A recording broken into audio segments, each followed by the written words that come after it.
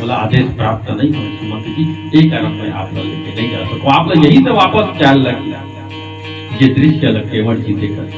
तो वो करुण के दृश्य मानो थोड़ा सा माहौल हल्का करना चाहते, यही कारण केवट जी उठांग बात कर दे कि आप अपन चरण लटवाए रखाओ तब। और यही बात सुन के प्रभु श्री राम जी के मन में आनंद हो गए, मानो पहली बार ऐसे कोई मित्र मिले जो बराबरी से बात करे हमारे सामने। और यहाँ पे पार कराए के बाद केवट उतर ही दंडवत कि ना दंडवत प्रणाम करते। अब यहाँ पे दंडवत जब प्रणाम करते केवट जी,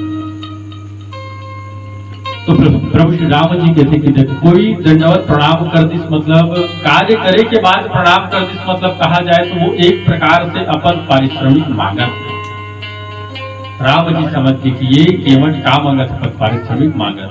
तभी तो प्रभु राम जी कहते प्रभु शकुच यही कछी कछु नहीं दिखा।